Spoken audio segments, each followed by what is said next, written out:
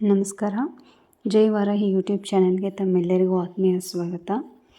ಎಲ್ಲರೂ ಗುಪ್ತ ನವರಾತ್ರಿಯ ವಾರಾಹಿ ದೇವಿಯ ನವರಾತ್ರಿನ ಆಚರಿಸಿರ್ತೀರ ಅಂತ ಅಂದ್ಕೊಂಡಿದ್ದೀನಿ. ನಿಮ್ಮ ಕೋರಿಕೆಗಳು ಈಡೇರಿರ್ಬೋದು, ಈಡೇರದೇ ಇರ್ಬೋದು. ಅದಕ್ಕೆ ಅಂತ ಸಮಯ ಬಂದಾಗ ಈಡೇರದೇ ಇರೋದು ಖಂಡಿತ ಈಡೇರುತ್ತೆ. ಯಾವುದೂ ಅಷ್ಟೇ, ನಾವು ತಾಯಿನ ಕೇಳಿದ್ದೀವಿ ಅಂದಮೇಲೆ ತಾಯಿ ಕೊಡದೆ ಖಂಡಿತ ಇರಲ್ಲ. ದಯವಿಟ್ಟು ಪೇಷನ್ಸ್ ಇರಲಿ ಅಂತ ನಾನು ಹೇಳ್ತೀನಿ. ಯಾಕಂದರೆ ನಾವು ಒಂದು ತಾಯಿಯಾಗಿ ನಾವೇ ನಮ್ಮ ಮಕ್ಕಳಿಗೆ ಏನು ಕೊಡಬೇಕು, ಏನು ಕೊಡಬಾರ್ದು ಅನ್ನೋದು ಖಂಡಿತ ನಮ್ಗೆ ಗೊತ್ತಿರುತ್ತೆ. ಹಾಗೆ ಮೀರಿ ಮಕ್ಕಳು ಹಠ ಮಾಡಿದಾಗ ಕೊಟ್ಬಿಡ್ತೀವಿ, ಮಕ್ಕಳು ಕೇಳಿದ್ರಲ್ಲ ಅಂತ. ಆದರೆ ಅವರು ಅದನ್ನು ಕಾಪಾಡೋ ಶಕ್ತಿ ಇಲ್ಲ, ಅದರಿಂದ ಏನೋ ಒಂದು ಆಗಿದೆ ಅಂದಮೇಲೆ ಮತ್ತೆ ನಾವು ಅದನ್ನು ಕೊಡೋಕ್ಕೆ ಹೋಗಲ್ಲ. ಅಥವಾ ನಾವು ಕೊಡೋಕ್ಕೂ ಯೋಚನೆ ಮಾಡಿ ಒಂದು ಸ್ವಲ್ಪ ದಿವಸ ನೋಡೋಣ ಅಂತ ವೆಯ್ಟ್ ಆದರೂ ಮಾಡ್ತೀವಿ. ಹಾಗೆಯೇ ತಾಯಿನೂ ಅಷ್ಟೇ, ನಿಮ್ಗೆ ಅರ್ಥ ಆಗಿರುತ್ತೆ ಅಂದ್ಕೊಂಡಿದ್ದೀನಿ. ಯಾವುದೋ ಒಂದು ಅಷ್ಟೇ, ನಮ್ಮ ಕರ್ಮಾನುಸಾರ ನಾವು ಏನೇ ಬೇಡಿದ್ರೂ ನಮ್ಮ ಕರ್ಮನ ಮೀರಿ ತಾಯಿ ನಮಗೆ ಕೊಡಬೇಕು. ಅದರಿಂದ ಖಂಡಿತ ಒಂದು ಸ್ವಲ್ಪ ದಿವಸ ಆಗ್ಬೋದು ಅದರಿಂದ. ಬಟ್ ಕೊಡ್ದಿರೋ ಅಂಥ ತಾಯಿ ಖಂಡಿತ ಇರಲ್ಲ. ಕೊಟ್ಟುಬಿಟ್ಟಿದ್ರೆ ನೀವು ಕೇಳಿದಾಗಿದೆ ಅಂದರೆ ತುಂಬ ಸಂತೋಷ. ಆಗಿಲ್ಲ ಅನ್ನೋರು ಬೇಜಾರು ಮಾಡ್ಕೊಬೇಡಿ. ಟೈಮ್ ಬಂದಾಗ ಖಂಡಿತ ತಾಯಿ ಮಾಡೇ ಮಾಡ್ತಾಳೆ, ಕೊಟ್ಟೇ ಕೊಡ್ತಾಳೆ. ನಮಗೇನು ಬೇಕೋ ಖಂಡಿತ ಕೊಡ್ದಿರ ಇರಲ್ಲ. ಮತ್ತು ನನ್ನ ಇದಕ್ಕೆ 10 ದಿವಸ ಪೂಜೆ ಆದಮೇಲೆ ಸಡನ್ನಾಗಿ ಕಂಚಿಗೆ ಹೋಗಬೇಕು ಅಂತ ಮನೇಲಿ ಪ್ಲ್ಯಾನ್ ಆಯಿತು. ಅಂದರೆ ನಮಗೆ ತಾಯಿ ಸನ್ನಿಧಾನಕ್ಕೆ ಹೋಗ್ತೀವಿ, ಅದು ಆ ಥರ ಶಕ್ತಿಪೀಠ ದರ್ಶನ ಸಿಗುತ್ತೆ ಪೂಜೆ ಆದಮೇಲೆ ಅಂತ ಒಂದು ಗೆಸ್ಸಿಂಗ್ ಕೂಡ ಇರಲಿಲ್ಲ. ಖಂಡಿತ ಹೋದ್ಮೇಲೆ ತುಂಬ ಸಂತೋಷ ಆಯಿತು. ತಾಯಿ ದರ್ಶನದಲ್ಲಿ ಕ್ಯೂವಲ್ಲಿ ನಿಂತಿರೋವಾಗ ಮನಸ್ಸಿಗೆ ಒಂಥರ ಸಂತೋಷ. 9 ದಿವಸ ಪೂಜೆ ಮಾಡಿ ಎಲ್ಲ ಮಾಡಿ ಈ ಥರ ನನಗೊಂದು ಶಕ್ತಿಪೀಠದಲ್ಲಿ ದರ್ಶನ ಸಿಗ್ತಾಯಿದ್ದಲ್ಲ ಅಂತ. ಶಕ್ತಿಪೀಠಕ್ಕೆ ನಾವು ಎಲ್ಲರೂ ಹೋಗ್ತೀವಿ ಯಾವಾಗಲೂ, ಬಟ್ ಈ ಥರ ಸಮಯದಲ್ಲಿ ಹೋದಾಗ ಅದೊಂಥರ ನಿಜವಾಗ್ಲೂ ಒಂದು ಸಂತೋಷ ಅನಿಸುತ್ತೆ. ಹಾಗೆ ಆ ಕ್ಯೂವಲ್ಲಿ ನಿಂತಾಗ ಮನಸ್ಸಿನಲ್ಲಿ ಅಂದ್ಕೊಳ್ತಾ ಇದ್ದೆ, ತಾಯಿ ನೀನು 9 ದಿನವೂ ನಿನ್ನ ಲಲಿತಾ ಸಹಸ್ರನಾಮ ಪಾರಾಯಣ ಮಾಡಿ ನೀನು ಪೂಜೆ ಮಾಡಿದೆ. ನೀನು ಈ ಥರ ದರ್ಶನ ಕೊಟ್ಟು ನನ್ನ ಇಲ್ಲಿ ಕರೆಸ್ಕೊಂಡು ದರ್ಶನ ಕೊಡ್ತಿದ್ಯಾ, ನಾನು ತಿಳ್ಕೊಂಡೇ ಇರಲಿಲ್ಲ ತಾಯಿ. ನನ್ನ ಜೊತೆ ನೀನು ಬಂದರೆ ಹೇಗಿರುತ್ತೆ ತಾಯಿ ಅಂತ ಅಂದ್ಕೊಂಡಾಗ ಸಡನ್ನಾಗಿ ನಾನು ದರ್ಶನ ಮಾಡ್ಕೊಂಡು ಆಚೆ ಹೋಗಿ ತಾಯಿಯ ಒಂದು ವಿಗ್ರಹ ತಗೊಂಡು ಹೋಗೋ ಥರ ಒಂದು ಕಣ್ಣಲ್ಲಿ ನಡೀತಾ ಇತ್ತು ಅದು. ಹಾಗೆ ತಾಯಿಯ ದರ್ಶನ ಆಯಿತು.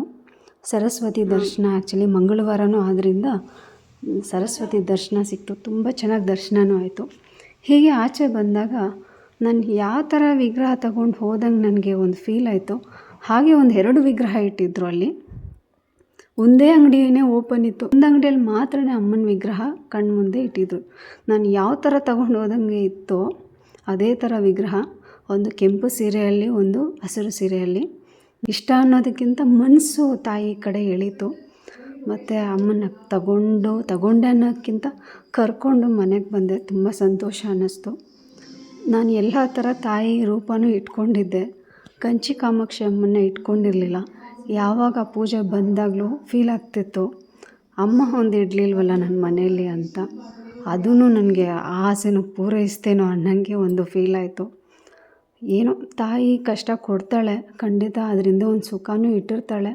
ನಮಗೆ ಪೂರ್ತಿ ಸಂತೋಷ ಅನ್ನೋದು ಸಿಗದೆ ಹೋದ್ರೂ ಅಟ್ಲೀಸ್ಟ್ ಯಾವುದೋ ಒಂದು ರೀತಿಯಲ್ಲಾದರೂ ಖಂಡಿತ ಕೊಡ್ತಾಳೆ. ಅದೊಂದು ಸಮಾಧಾನ ಅಂತ ಅನಿಸುತ್ತೆ ಜೀವನದಲ್ಲಿ. ಯಾವುದೂ ಅಷ್ಟೇ, ಎಲ್ಲನೂ ನಾವು ಕೇಳೋದು ಸಿಗಬೇಕು ಅಂತ ಅಂದ್ಕೊಂಡ್ರೆ ಆಗಲ್ಲ.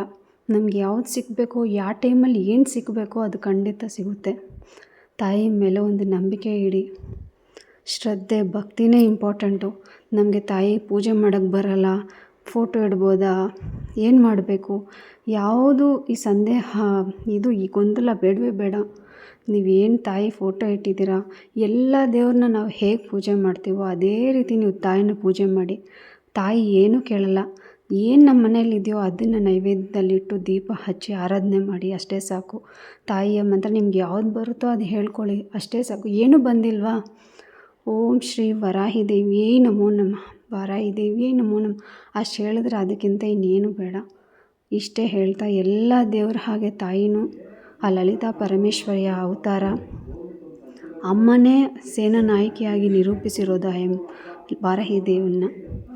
ಅದರಿಂದ ಏನೂ ಟೆನ್ಷನ್ ಇಲ್ಲ. ಶ್ಯಾಮಲಾದೇವಿ ಮಂತ್ರಿಣಿಯಾಗಿ, ವಾರಾಹಿ ದೇವಿ ದಂಡನಾಯಕಿಯಾಗಿ ನಿರೂಪಿಸಿದ್ದಾರೆ ಅಷ್ಟೇ. ಅಮ್ಮನರು ಅಂಶನೇ ಅವರಿಬ್ಬರು. ಆದ್ದರಿಂದ ನೀವು ಆರಾಮಾಗಿ ಮನೇಲಿಟ್ಟು ಪೂಜೆ ಮಾಡಿ ಅಂತ ಹೇಳ್ತಾಯಿದ್ದೀನಿ.